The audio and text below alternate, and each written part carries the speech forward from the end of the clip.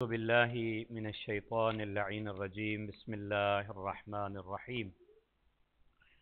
الحمد لله الذي كان موجودا قبل حدوث الأشياء ويبقى بعد فناء الأشياء، تفرد بالأولية والقدم ووسم كل شيء ما عداه بالفناء والعدم، كما قال عز شأنه: كل شيء هالك إلا وجهه وكل نفس ذائقة الموت، وقال: كل من عليها فان ويبقى وجه ربك ذو الجلال والإكرام.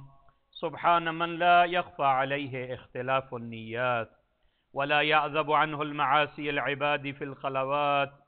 سبحان الله الذي منه خلقة العباد وإليه المعاد. فمن يعمل مثقال ذرة خيرا يراه ومن يعمل مثقال ذرة شرا يراه. نشهد أن لا إله إلا هو الملك الذي لا ينازع في ملكه ولا يضاد في حكمه، يؤذب من يشاء بما يشاء كيف يشاء، ويرحم من يشاء بما يشاء كيف يشاء. تعذيبه المسيئين عدل وعفوه تفضل. ونشهد أن محمدا سيد المرسلين وخير المبشرين والمنذرين، صلى الله عليه وآله الحداة المهديين، من ركب سفينتهم نجا واحتدى ومن تخلف عنها ضل فغرق وحواه. أوصيكم عباد الله بالاعتصام بالتقوى، فإنه حبل متين وأروة وثقى، وبمبادرتكم الموت قبل هلوله وإعداد العمل الصالح قبل نزوله، فإنه وارد واقع نازل، وإن تفروا منه أو كنتم في بروج مشيدة. الله الله عباد الله، فإن كل حي في الدنيا إلى فناء وكل مدة فيها إلى انتحاء. فوا عجبا كيف هذه الغفلة، وإنما نحن كركب وقوف من أبناء السبيل، سيضرب عليهم تبل الرحيل فيرتحلون عما قليل. وأصفا إلى متى تلقى الرقدة ونحن في دار بالبلاء محفوفة وبالغدر معروفة، لا يدوم أحوالها ولا تسلم نزالها. العيش فيها مضمون والأمان فيها معدوم. كيف لا تعتبرون وإخوانكم قد سلكوا في بطون البرزخ سبيلا، وفقدت أجسادهم وأميت أخبارهم عمدا طويلا. جيران لا يتناسون، أحباء لا يتزاورون، وغربة من بيت وحدتنا ومنزل وحشتنا ومحت حفرتنا ومفرد غربتنا، ومصيبة ما أسرع الطلب وأبعد السفر وأقل الضاد ونفسا إذا أسلمنا الأحباء إلى الملائكة الغلاظ الشداد، وهزنا إذا انقطع ذكرنا عن خواتر الأحباء والأقرباء، وأكلت الديدان محاسننا وتصرمت الأعضاء. فليبكي الباكون قبل أن لا ينفع البكاء، وليستغفرن عن الخطيئات التي تحول بين الأمهات والآباء.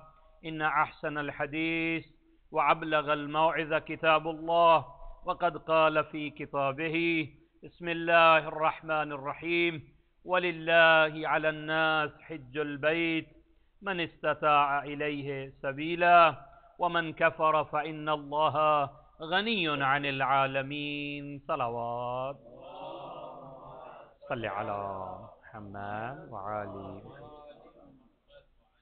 सबसे पहले अपने नफ्स को और आपको वसीयत व नसीहत तक़वा करता हूँ। बेहतरीन ज़ाद राह तक़वा इलाही है। इस दुनिया में भी मुत्तकी कामयाब है और आखिरत भी मुत्तकी ही है।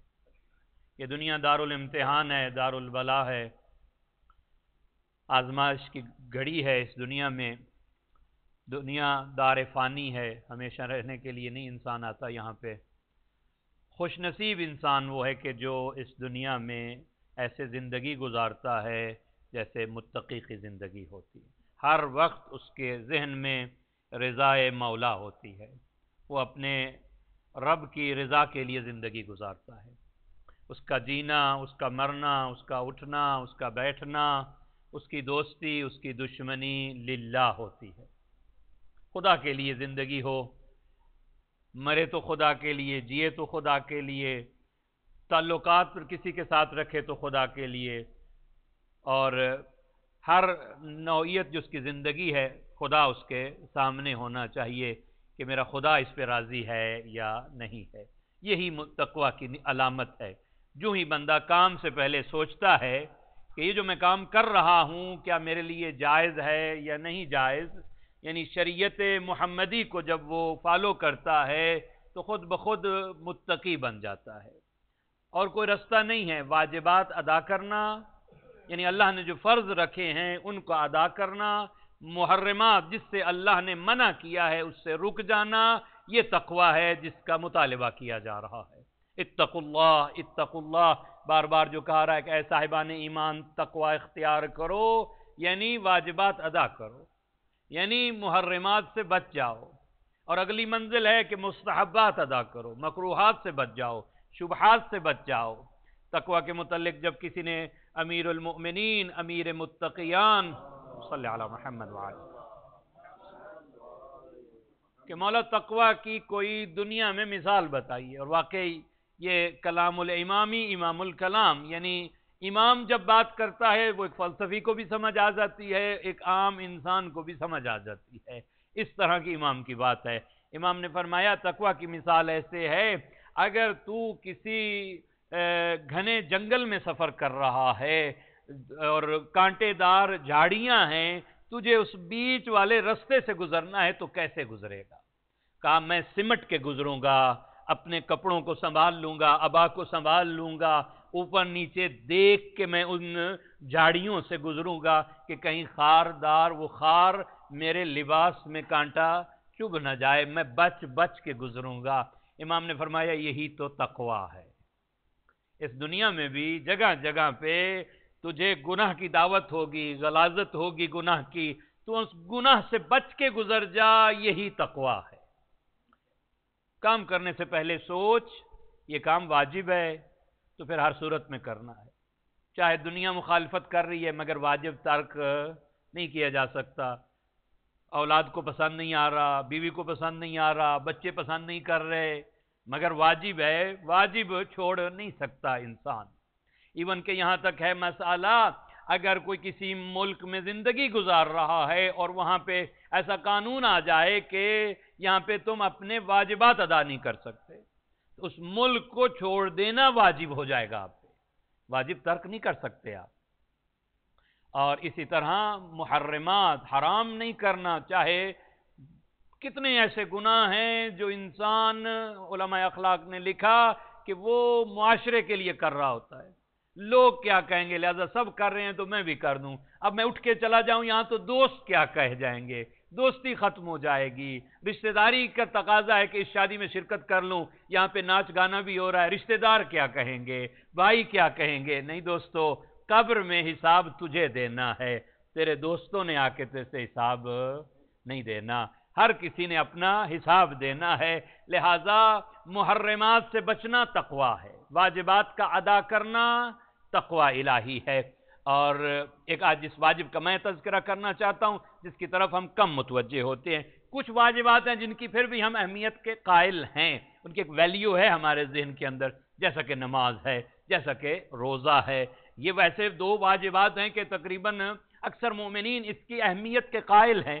ایک واجب اور ایسا مظلوم واجب ہے کہ جس کی طرف مومنین بہت کم متوجہ ہیں، وہ کیا ہے؟ وہ فریضہ حج ہے۔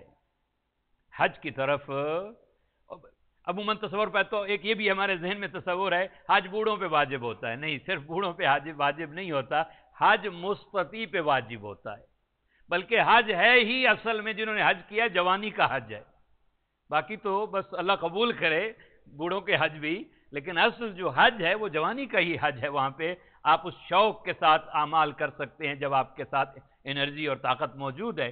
اس لیے کہ بڑھاپے میں حج عمل خود آسان نہیں ہے، مشکل ترین عمل ہے، اور ہمارے ہاں تصور یہ ہے کہ ابھی کیا کرنا ہے، بوڑھے ہو جائیں گے، پھر سارے کام جب ریٹائر ہو گئے ہیں تو اب جا کے حج کر لیں گے۔ نہیں، اسلام میں کبھی یہ نہیں کہا گیا کہ اوور 65 حج ان پہ واجب ہے، نہیں، بلکہ اگر آپ حاجی جو گئے ہیں وہ دیکھیں گے، انڈونیشیا اور ملائیشیا کے جو حاجی ہیں سب سے زیادہ جوان حاجی آپ کو نظر آتے ہیں۔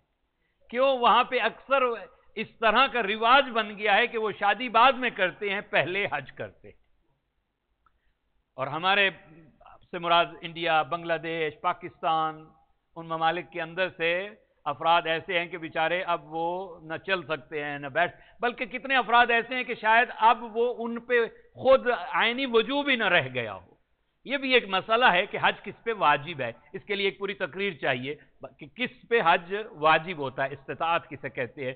بدن کی استطاعت بھی شرط ہے، ایک آدمی چل نہیں سکتا، اس کو ویل چیئر پہ لے جا رہے ہیں حج کرانے، اس پہ حج واجب ہی نہیں ہے، وہ کسی اور کو بھیجے جو اپنی جگہ پہ نیابت میں حج کروا سکتا ہے، کیونکہ اس پہ حج واجب نہیں ہے۔ خیر، تو قرآن مجید نے 28 مرتبہ لفظ حج استعمال کیا ہے، 28 مرتبہ مختلف جگہ پہ۔ حج اللہ تعالیٰ ایک ایسا سالانہ گیدرنگ اور اجتماع چاہتا ہے جہاں اللہ کے بندے اکٹھے ہوں، اور جیسا کہ جمعہ کی عبادت اللہ کو پسند ہے، جمعہ کا مطلب ہی اجتماع سے ہے، جمع سے ہے، جہاں مومنین اکٹھے ہوں۔ اسی طرح جمعہ جو ہے وہ ویکلی گیدرنگ ہے، اور اسی طرح حج جو ہے وہ اینول گیدرنگ ہے جو اللہ پسند کرتا ہے۔ اور واجب کس پہ ہے؟ میں آخر میں عرض کروں گا، جو مستطیع ہے۔ استطاعت کا مطلب ہے کہ وہ مال رکھتا ہے، اتنا پیسہ رکھتا ہے کہ وہ حج پہ جا سکتا ہے اور واپس آ سکتا ہے، اتنا خرچہ جو ہو رہا ہے اس کے پاس موجود ہے۔ جو افراد اس کے ڈیپینڈنٹ ہیں، جو اس کی فیملی ہے، ان کا خرچہ رکھتا ہے جو پیچھے چھوڑ کے جا رہا ہے، یہ تو مالی استطاعت ہو جائے گی۔ اسی طرح دوسری استطاعت، بدن کی استطاعت بھی اس کے پاس ہے، صحت رکھتا ہے کہ وہ جا کے واپس بھی آ سکتا ہے، سارے وہاں پہ اعمال بجا لا سکتا ہے، خوف و خطر بھی نہیں ہے، رستے میں کوئی ایسا مسئلہ بھی نہیں ہے کہ اس کی جان کو خطرہ ہے یا اس کے مال کو خطرہ ہے، تو ایسے شخص پہ حج واجب ہو جاتا ہے۔ صلوات پڑھیے گا محمد والے محمد۔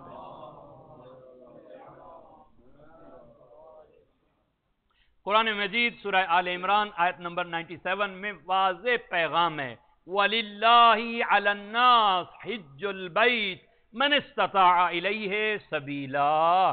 اللہ کے لیے لوگوں پہ یہ بات فرض ہے کہ وہ حج کریں اللہ کے گھر کا، اللہ کے گھر کی طرف وہ جائیں، مَنِ اسْتَطَاعَ إِلَيْهِ سَبِيلًا، جو اس کام کی استطاعت رکھتا ہو اس پہ پھر فرض ہے، واجب ہے اس بندے پہ کہ وہ حج کرے۔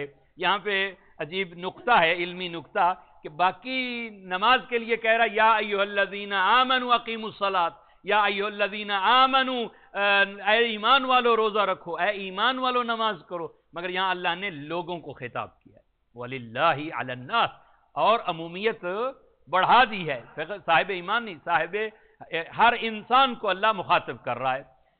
اور جو نہ کرے، وَمَنْ كَفَرَ، اور جو انکار کر دے اس بات کا، اسے بادری نہ ہو کوئی حج ہے بھی صحیح یا نہیں ہے، فَإِنَّ اللَّهَ غَنِيٌّ عَنِ الْعَالَمِينَ، اللہ کہتا ہے تجھے تم ہمیں بلا رہے ہو، حج کو فریضے کو بلا رہے ہو، فَإِنَّ اللَّهَ غَنِيٌّ عَنِ الْعَالَمِينَ، میں بھی کسی کی پرواہ نہیں کرتا، عالمین سے میں غنی ہوں، یعنی اس بندے کی پھر میں بھی پرواہ نہیں کر رہا، میں بھی اس کا خیال نہیں رکھ رہا کہ اس نے اہم ترین فریضہ حج کو ترک کر دیا ہے۔ ایک اور جگہ ارشاد ہوا، ان اول بیت وضع للناس، پہلا گھر جو اللہ نے بنایا ہے، للذی ببکہ، جو مکہ کی سرزمین پہ ہے، اس سے ملتا کیا ہے اللہ کے گھر سے؟ مبارکن، باعث برکت ہے۔ برکتیں یعنی ایسی چیز جو زندگی میں کبھی ختم نہ ہونے والی ہو، اس شے کو برکت کہتے ہیں، جس پہ زندگی کا دار و مدار ہو، اس کو برکت کہا جاتا ہے۔ اور اللہ کا گھر مبارک ہے، مبارکن وَحُدًا لِلْعَالَمِينَ، باعث ہدایت ہے کائنات کے لیے اللہ کا گھر۔ اور حضرت ابراہیم کو حکم یہی ہو رہا ہے، وَأَذِّن فِي النَّاسِ بِالْحَجِّ، بلا لوگوں کو حج کے لیے۔ ہوگا کیا؟ یاتوک رجالا وعلی کل ضامر یاتین من کل فج عمیق، ہر جگہ سے لوگ آئیں گے، گہری وادیوں سے لوگ آئیں گے، لِيَشْهَدُوا مَنَافِعَ لَهُمْ، تاکہ وہ اپنے لیے نفع حاصل کر سکے۔ یہ اسلامی جتنے احکام ہیں نا، ہم مادی ہیں تو مادی آنکھوں سے دیکھتے ہیں، اتنا پیسہ خرچ ہوگا، کیا ملے گا؟ نہیں، اللہ نے کہا ہے کہ تمہارے لیے باعث نفع ہے حج کرنا، بلکہ کچھ کام ایسے ہیں جس سے رزق بڑھتا ہے، ان میں سے ایک کام یہ ہے کہ انسان حج کرے اگر اس کا رزق کم ہے۔ اللہ کے راستے میں خرچ کرنے سے رزق بڑھتا ہے، اور حج بھی ایک ایسا کام ہے کہ جس سے، اور میں فرمان پڑھوں گا امام کا، آپ کے سامنے میرے نظر میں ایک فرمان ہے کہ اگر کوئی تنگ دست ہے تو حج کرے، اللہ اس کا رزق بڑھا دے گا۔ صلوات پڑھیے گا محمد وآل محمد۔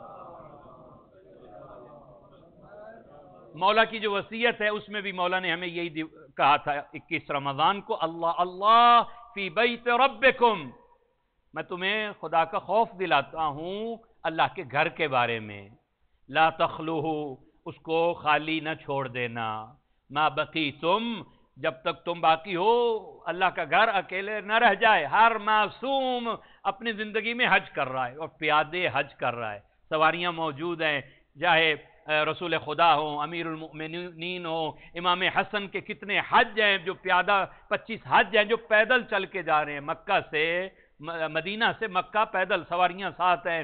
امام زین العابدین کے حج پیدل ملتے ہیں، امام محمد باقر، امام جعفر صادق، ہر امام کے حج ہیں، یعنی ہر سال زندگی کا حج ادا کیا ہے، اس لیے کہ وہ سمجھتے ہیں کہ حج ایسی عبادت ہے کہ باقی عبادتیں اس کا مقابلہ نہیں کر سکتی۔ صلوات پڑھیے گا محمد وآل محمد۔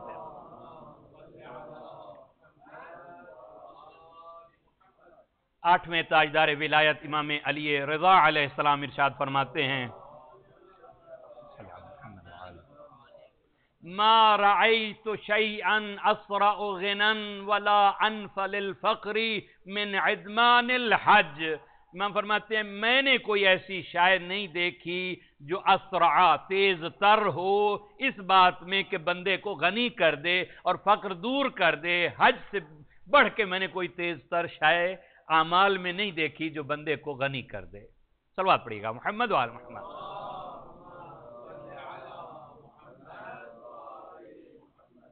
اور امام صادق فرماتے ہیں الحاج والمعتمر وفد اللہ ان سألوہ اعطاہم، یہ اللہ کے مہمان ہوتے ہیں، جو حاجی ہوتا ہے نا اللہ کے گھر گیا ہے نا، اور عمرہ کرنے والا بھی اللہ کے گھر پہنچا ہوا ہے، ہوتا کیا ان سألوہ اعطاہم، ایک ہے دور سے کوئی مانگے، ایک ہے کسی کے گھر چلا جائے، کوئی عام بھی کوئی انسان ہو تو وہ کسی کو خالی نہیں لوٹاتا، ابھی میرے گھر آ گیا ہے نا، اور اب یہ گناہگار بندہ اللہ کے گھر چلا گیا ہے، اس کی سوال کو رد نہیں کیا جاتا۔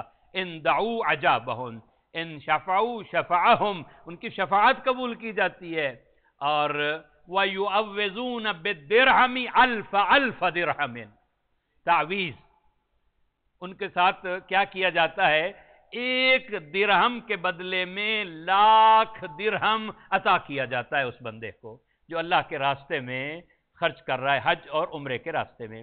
ان الباقری علیہ السلام من نظر الی الکعبہ، جو بھی کعبے کو دیکھتا ہے، لم یزل یکتب لہ حسنا ویمحی عنہ سیئا حتی یصرف بصرہ عنہا، جب تک کعبہ دیکھتا رہتا ہے اس کی نیکیاں لکھی جاتی رہتی ہیں، یہ فرشتہ گناہ مٹاتا جاتا ہے جب تک اس کی نگاہ کعبے سے ہٹتی نہیں ہے۔ صرف کوئی پڑھنا نہیں ہے، کچھ صرف کعبے کو دیکھنا عبادت ہے۔ صلوات پڑھیے گا محمد وآل محمد۔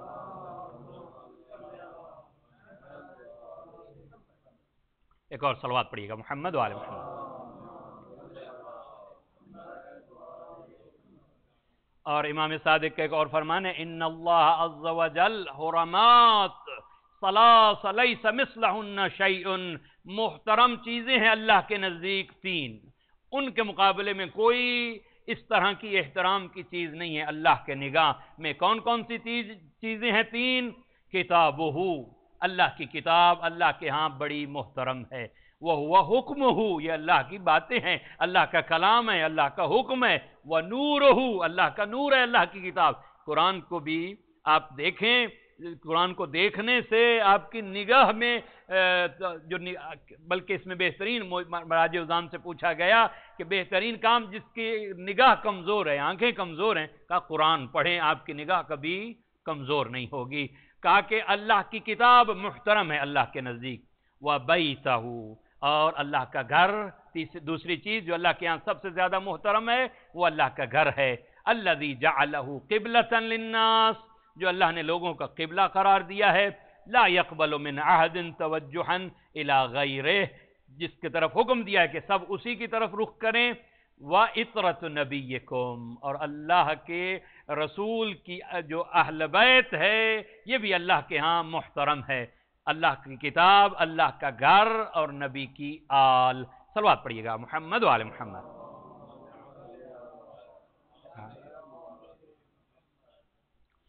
اور آخر میں فرمان ہے جس پہ حج واجب ہو جائے، یعنی زندگی میں اگر ایک دفعہ حج واجب ہو گیا ہے تو پھر وہ ساقط نہیں ہوتا۔ یعنی ایک بندہ مستطیع تھا ایک زمانے میں، اس کے پاس اتنا پیسہ تھا کہ وہ حج کر سکتا تھا، اس نے حج نہیں کیا۔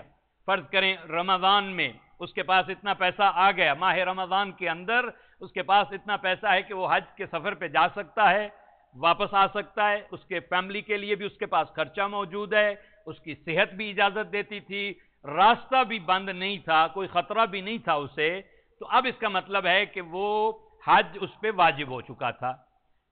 ٹائم بھی اتنا اس کے پاس باقی تھا کہ وہ حج پہ جا سکتا تھا، لیکن اس نے اس سال حج نہیں کیا۔ اب آگے محرم آ گیا، سفر آ گیا، اب پیسہ خرچ ہو گیا اس کا، یا صحت اس قابل نہیں رہ گئی، پھر بھی اب اس سے اوپر حج واجب ہے، کیونکہ ایک دفعہ وہ لائن کراس کر چکا ہے، وجوب تک وہ جا چکا ہے، اب اسے حج معاف نہیں ہے۔ یہ نہیں ہے کہ اب پھر جب میرے پاس اتنا پیسہ ہوگا تو میرے حج واجب ہوگا، نہیں، جو بھی اس لیول پہ پہنچا ہے اور وہ حج پہ جا سکتا تھا، اس کے پاس اتنا پیسہ موجود تھا، صحت موجود تھی، اور اس نے حج نہیں کیا، اور اگر اس حالت میں دنیا سے چلا جائے، حدیث بڑی سخت ہے، متفق علیہ حدیث ہے، اہل سنت کے ہاں ہمارے ہاں بھی ہے، کیا فرماتے ہیں نبی؟ من مات ولم یحج حجہ الاسلام، جو مر جائے اور حج نہ کرے اس کے اوپر حج واجب ہے۔ ایک ہے کسی واجب ہی نہیں ہے، اس سے تو نہیں پوچھا جائے گا، لیکن ایک آدمی پہ حج واجب ہوا ہے، اس نے حج نہیں کیا، کیا ہوگا؟ من مات ولم يحج حجه الاسلام ولم يمنع من ذلك حاجه تحجف به او مرض لا يطيق الحج من عجله او سلطان يمنعه۔ ہاں کوئی ایسی ریزن آ گئی ہے تو وہ تو علیحدہ بات ہے، مثلا اب حج کا رستہ بند کر دیا گیا ہے، بعض ممالک پہ حج بند کر دیتے کہ وہ حج نہیں کر سکتے، حج واجب تھا اس پہ، مگر اب ایسا ریزن آ گیا ہے کہ ان ممالک والوں کو حج پہ نہیں جانے دے رہے، جیسے کہ سیریا والے پچھلے 7 سال سے بیچاروں پہ حج بند کیا ہوا ہے، شام والے حج نہیں کر سکتے، تو ان سے تو نہیں پوچھا جائے گا، یعنی جینین ریزن موجود تھا، یا وہ بیمار ہو گیا ہے، اب اس کے لیے وہ چل کے نہیں جا سکتا اور اتنا پیسہ بھی نہیں ہے کہ کسی کو بھیج سکے، تو اس کی علیحدہ بات ہے، لیکن اس کے باوجود یعنی یہ ریزنوں کے علاوہ جان بوجھ کے کسی نے حج کو ڈیلے کیا ہے اور حج نہیں کیا اور وہ مر گیا اس دنیا سے، فَلْيَمُتْ إِنْ شَاءَ يَهُودِيًّا وَإِنْ شَاءَ نَصْرَانِيًّا۔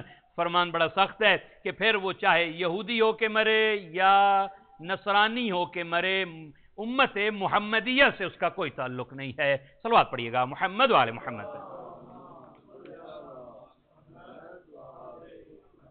واقعاً یہ جو سفر اللہ ہے، روحانی سفر بھی ہے، جسمانی سفر بھی ہے، جو لوگ حج کر چکے ہیں وہی اس کی کیفیت کا اندازہ کر سکتے ہیں کہ بندہ جوں مکہ سے قریب ہو رہا ہے ایسے لگتا ہے کہ اپنے رب کے قریب ہو رہا ہے۔ پورے عالم اسلام میں جتنے حجاج ہیں، جہاں نہ رنگ و نسل و قوم و قبیلے کا فرق مٹ چکا ہوتا ہے، ایک ہی لباس کے اندر ہر کسی کی زبان پہ ترانہ لبیک اللہم لبیک ہوتا ہے، اے بار الہا ہم حاضر ہیں، ہم حاضر ہیں۔ اور یعنی اس نفس کی اصلاح کے لیے بہترین عمل حج ہے، غرور اور تکبر کو مٹانے کے لیے بہترین عمل حج ہے، اگر دیکھا جائے گناہوں سے پاک ہونے کا بہترین عمل حج ہے۔ معصوم فرماتے ہیں عرفہ کے دن اگر کوئی بندہ یہ تصور کر لے کہ میں بخشا گیا ہوں یا نہیں، شک کرے اپنے بخشنے میں، تو اس نے گناہ ہے، یہ بھی گناہ ہے کہ اس نے خدا کی رحمت کو یعنی اس قابل نہیں سمجھا کہ وہ بخشا گیا ہے، یعنی ابھی بھی شک کر رہا ہے۔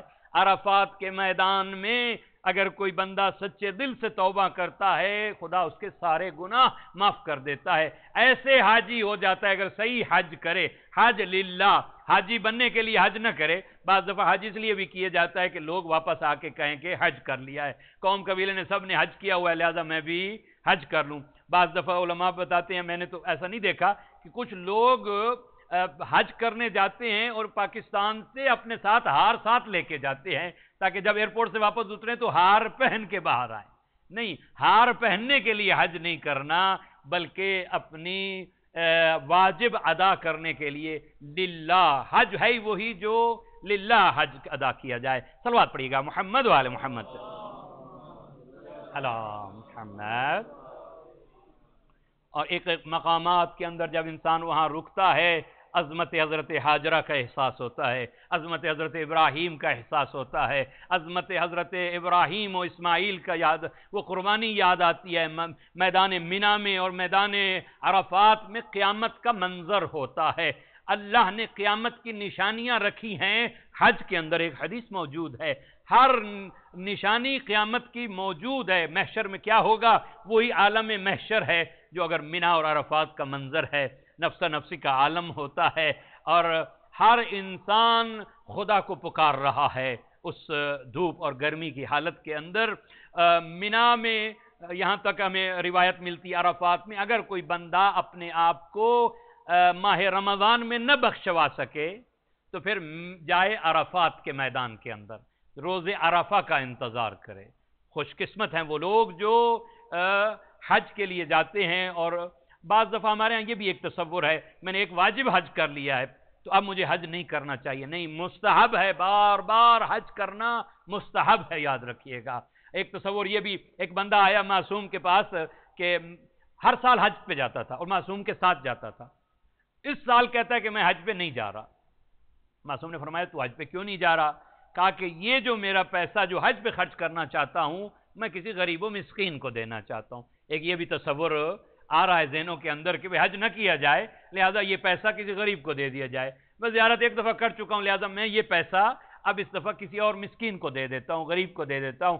غریب کی مدد کرنا اپنی جگہ پہ، مگر حج کا ثواب اس کا مقابلہ نہیں کر سکتا۔ معصوم نے اسے کیا جواب دیا؟ معصوم نے فرمایا وہ بھی تو نے اچھا کام کیا ہے جو تو نے غریب کی مدد کی ہے، مگر یہ اللہ کے اس حصے میں سے تو غریب کی مدد کیوں کر رہا ہے؟ یعنی تو نے اگر یہ بجٹ کاٹنا بھی ہے تو کسی اور جگہ سے کاٹ کے غریب کی مدد کرتا۔ زندگی میں اور بھی تم ایسے کام کرتے ہو جہاں سے پیسہ بچا کے کسی غریب کی مدد کر سکتے ہو۔ اچھی گاڑی نہ لو، چلو جی میں غریب کی مدد کر دیتا ہوں۔ سوائے تو نے اللہ اور امام کے اس حصے میں سے ہی پیسہ کاٹ کے غریب کی مدد کیوں کرنی ہے؟ یہ تصور پیدا ہو رہا ہے جی محرم میں اتنا خرچہ کیوں کریں، نیاز کیوں دیں، لہذا یہ کسی غریب کو دے دیں۔ نہیں، ہر چیز کا اپنا ثواب ہے، اپنا اس کا اہمیت عمل کی۔ حج کے لیے مستحب ہے کہ بار بار انسان حج کرے، اس لیے کہ مولا فرماتے ہیں اللہ اللہ فی بیت ربکم، دعا گو خالق کائنات ہم سب کو حج کی سعادت نصیب فرمائے۔ جو ایک دفعہ کر چکے انہیں بار بار خدا حج کی سعادت نصیب فرمائے۔ بسم اللہ الرحمن الرحیم۔